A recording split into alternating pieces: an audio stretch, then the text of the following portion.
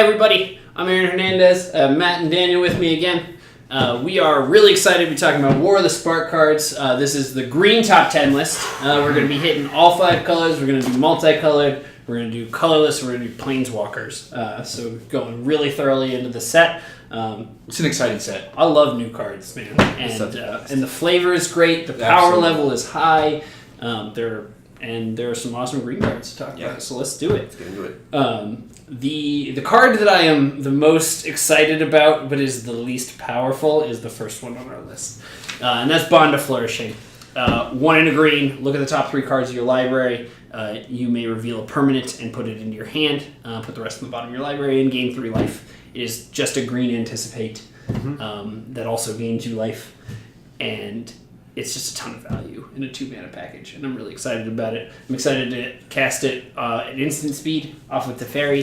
I'm excited to stop losing to red decks. Yeah. I think the thing that I'm most excited about on this is that it hits everything in your deck, right? Yeah. I mean, it hits all of the permanents in your deck. It's not land and creature, it's not land or creature, it's enchantments, planeswalkers, artifacts, lands, and creatures. Yeah, well, and I think you're going to be finding planeswalkers a lot. Yeah. There are a lot of planeswalkers going around. There's a lot of 3-mana planeswalkers that you want to find on turn 2. And it sounds like you're thinking about putting it in a band shell, so there's plenty of enchantments, planeswalkers. Yeah, you can get your removal with it, Yeah. right? In white, a lot of your enchantment removal. So I'm really excited about that. And the life gain, 3 is a fair bit of life to be getting tacked onto a spell for free. That is 1 lightning bolt, yeah. For the black green decks, it goes and gets your Chupacabras. There you go. There you go. Yeah. That's some grind right there. That's some real grind. And gains you 3 life. Yeah. Because Wildgrowth Walker wasn't doing enough. Yeah, no, absolutely not. You know, I think that was the big problem with that deck, is it didn't have enough hits to get the life gain. It really didn't, So another kind of subtle card on our list, number 9, is Evolution Sage. This is an interesting one. So 3 mana for whenever land enters the battlefield under your control, proliferate. And it's 3/2 elf. And it's a 3/2 elf. So it's an elf, fits into that tribe. It's a 3/2. So when was the last time we had proliferate in standard? I don't know. Phyrexia. Because I feel like people are going to undervalue that keyword in this set at the beginning, and then realize very quickly that planeswalker and a land equals 2 activate, and it's not 2 real activations of your planeswalker, but it gets you that much closer to your ultimate. And then a lot of these uncommon planeswalkers that only have a minus on them just lets them stay on the battlefield and keep that static effect longer. Yeah, and absolutely. We should note proliferate has changed with this set. Just a little. So it's still like pick any permanents or players and you increase the number of counters, but you cannot pick specific counters. If you're proliferating in a permanent or a player, all of the counters they have increase. Yeah, so this is kind of a subtle change. If you had a lore counter and a +1/+1 counter on the same creature, you used to be able to proliferate and just increase the +1/+1 counter, right? If, say, the lore counter made it die or something. Now you have to do them both. It's kind of an edge case in this set, and in this standard, it is primarily going to be +1/+1 counters and loyalty counters on planeswalkers. I think Daniel's right that the biggest place that this is going to be an impact is on the planeswalkers. Absolutely. And I think that because there are a bunch of the uncommon ones that are almost good enough or are good enough, and you really want to get that 3rd activation because you're going to play it, you're going to sit there, it's worth it to have in your deck. But if you can proliferate it once and you can get that 3rd activation, that's a really big deal. Also with something like Ashiok, if you're milling them, right, each counter is another mill for exile that creature. I'll be interested to see, not necessarily this specific card, but how proliferate plays with sagas. That was something that you and I talked about for a little bit. That you could fast forward your sagas on occasion. I don't know if that's always going to be something that you want to do, but it's something. There's certainly some that are really good. I actually really like for Phyrexian Scriptures. Yeah. And Fall of the Thran as options. Mirari Conjecture. Thinking about the elf deck in standard, Song of Freyalise. Yeah. Give all of your elves beat counters and make them tap for mana. Yeah, definitely. So moving on. So this is... Speaking of elves. We're starting off with Nissa, who shakes the world. 5-mana planeswalker, starts with 5 loyalty. She is a Vernal Bloom? I think that's it. So Vernal Bloom does it just for forests. So whenever you tap a forest for mana, add an additional green. So she's just a mana doubler in a mono green deck, which ain't bad. Her +1 puts 3+1/+1 counters on up to one target non-creature land you control. It says non-creature, so you can't stack them all on the same one. Untap it, it becomes a 0/1 elemental creature, and it gains with vigilance and haste. I think it's just a 0/0, right? Yeah, it's a 0/0 base with 3+1/+1 counters. 3+1/+1 counters. Vigilance and haste. I'm scared of this card. I like the what did you say, Vernal Bloom, is that what it was? Yeah. But the idea of making my lands into creatures is always kind of terrifying. Opening up my mana base to board wipes is, for sure. Can be scary. And the fact that it's not till end of turn, if I'm reading this correctly. Yeah, so it is just a the 3/3. land is a 3/3 with vigilance and haste. Yeah. So The vigilance is really nice. Yeah, absolutely, because you can get in there with an attack, and then you still have a blocker to protect Nissa, but you are exposing your land to Given the way she functions and the fact that she wants you to play a ton of forests, you are. I think that in a deck that wants her, I don't think you're going to be as worried about that. I think that you wouldn't want to get them wrathed away, but I think that realistically, you're trying to put 10 lands in play. Yeah, I mean it's to pressure your opponent. Absolutely. I mean, to be able to tap them for mana after you attack with them and get double green out of them. There's a lot of interplay there, but it just scares me. Another thing that's it is up to 1. It does say up to 1. It is up to 1. So if you're against a control deck and you just want to get a ton of mana and eventually get that ult, you can do that. Which you can just plus it and not expose. If you're worried about your lands getting wrathed, well, you plus her, and you proliferate a couple times with some land and a fetch thing with the card we talked about before. Oh yeah. And then you get an emblem for -8. Lands you control have indestructible. Search your library for any number of forest cards, put them into your battlefield tapped, and then shuffle. Yeah. That's scary. Yeah, for sure. The indestructible lands, getting any number of them. I do think, and being in green, I think she will be one of the ones most likely to get proliferated up. Oh yeah. I think that could be really powerful. Especially since they have proliferate on a landfall. And if I'm not mistaken, the last time we saw proliferate, it wasn't in green. It was primarily like a blue-black mechanic, wasn't it? It was blue, it was black. Yeah, it was blue and black. All the cards that I can think of are blue, black, or colorless. Yeah. I primarily played the blue ones because Number 7 on our list. Yeah. I love this card. Yeah. Goodest boy. The The goodest boy. Mawu? Is that? Mawu. Mawu, Loyal Companion. 4 mana, Legendary Hound. It's a 3/3 with Trample Vigilance. If one or more +1/+1 counters we put on Mawu, Loyal Companion, that many +1/+1 counters +1 are put on it instead. So he is a hardened scales for himself. He also has vigilance and trample. Excuse me. Hardened tails. Also, the memeiest card in the set. Easily, yeah. This card has been defended by many dog lovers. I think automatically wins Vorthos Mike's Magic Dogs competition. There were other dogs that are real dogs, but it's just Mosen. Well, now his Planeswalker that he's seen with, including in the art here, puts +1/+1 counters on creatures. Yeah. So they're a combo with They're each best other. friends. They're Also, best buds. and this ability is also going to combo with proliferate. Yeah. Right, because you're getting 2 +1/+1 counters every time. Because he's going to check that. He's just well statted. Yeah, really is. You really only need 1 +1/+1 counter, and it gets super out of hand. Vigilance trample on a 5/5 for 4 is Absolutely. And 2 +1 when you put 2 +1/+1 counters, and there's a 7/7 vigilance trample. It grows very quickly. And will have almost as big an impact as this next card. All right, and I don't understand. This next card, I think Aaron disagrees with me, but I think that I don't know that I disagree. I don't understand.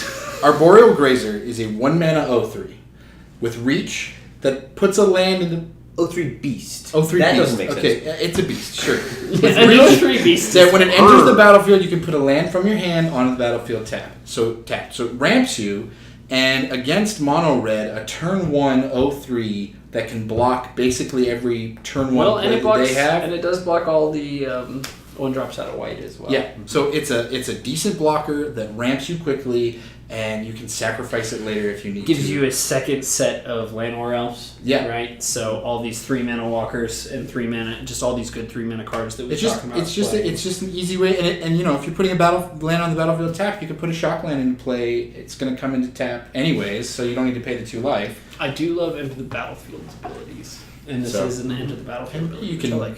I think it's abusable. I think you can blink it with certain cards. I think that you can use it just as a blocker in your mono red, your mono white matchups, your aggressive matchups, and it ramps you. And if you're playing the right deck around it, once it's done its job, you can sacrifice it to something.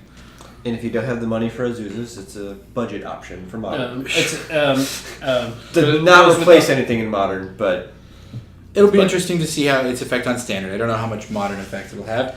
And as far as Limited goes, I mean, it's a good, decent blocker. It helps your curve. So 1-mana cards are pretty bad. Limited usually. I'll be interested to see how big you need to go. This has defensive speed, and as you were talking about before, because it ramps you, it is going to just kind of steal the tempo of a game in Limited. So, like, this card's going to do some work. No, I'm still skeptical about Limited. I think you turned me around on Constructed a little bit. The next card, though, we'll see. We'll see play. Absolutely. Will it see Modern play, though? It'll be interesting. I can't see a deck. Well, so the reason it might see Modern play, the card Awakening of Vitu-Ghazi. Yep. 5 mana for an instant, put 9+1/+1 counters on target land. It becomes a legendary elemental creature with haste named Vitu-Ghazi. It's still a land. It's still a land. The reason that this might see Modern play is 9+1/+1 counters plus the base power and toughness of Inkmoth Nexus equals 10 in deck. It is 5 mana, but the fact that it's instant, and I think that the fact that it's instant is what makes this card interesting and will make it see play in formats outside of Limited.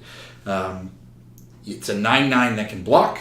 It's a surprise blocker for 5 mana. Mm-hmm. It can finish a game off, like you said, with Inkmoth Nexus, or I mean, there's lots of different ways that you could play this. Yeah. Even if not on an Inkmoth Nexus, it does not take long for a 9/9 to finish a game. Yeah, absolutely.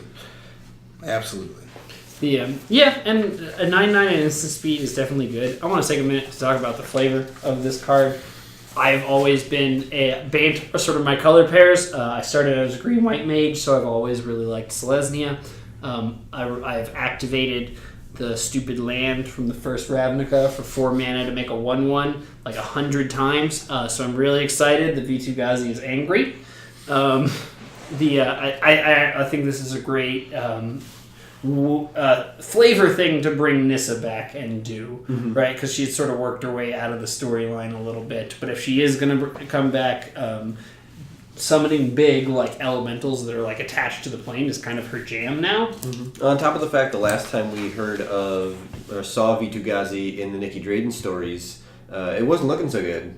No. It was split and dying and bad things were going down. It's also interesting to know. It's also interesting to know toppling Godpharaoh statue. That the it doesn't need to target a non-creature land. That's all right. We've talked about that. So it works well with Nissa, who shakes the world. Right. You can make a 3/3, and then at instant speed, you can make it a 12/12. Oh, that's pretty sick. So.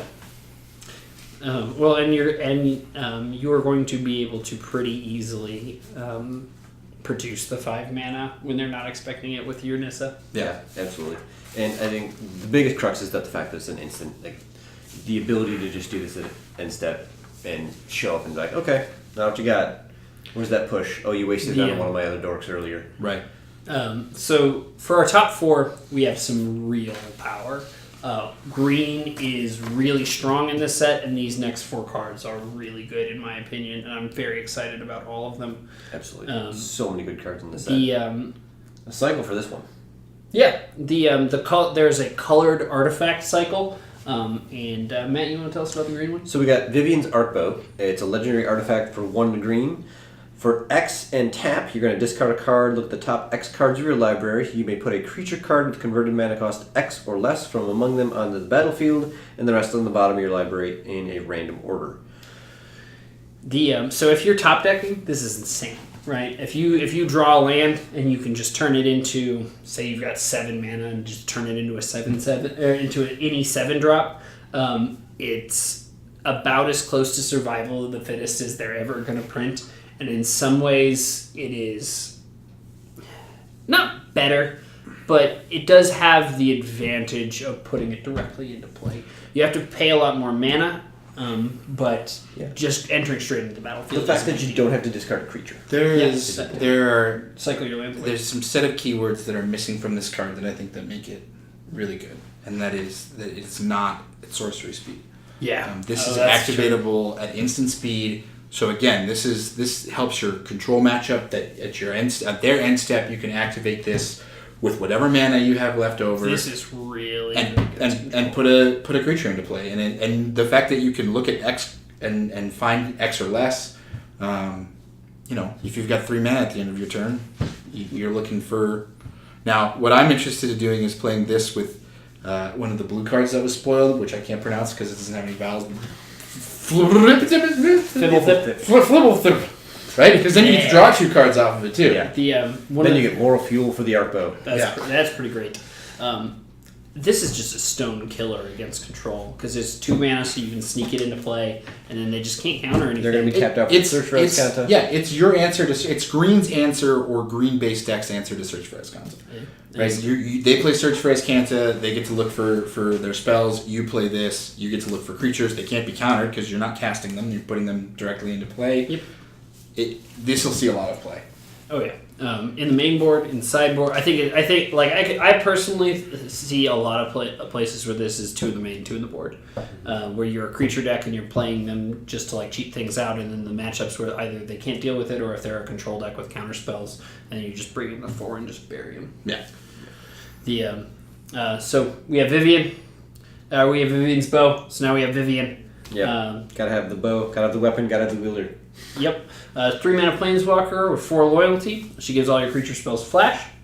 She +1s to give them all to give up to one target creature vigilance and reach. But the reason you're playing her is her minus. You look at the top 3 cards of your library. You exile one of them, and if it's a creature, you can cast it. So this does a couple neat things, right? It doesn't care if Vivian's still in play, so you can just leave it exiled.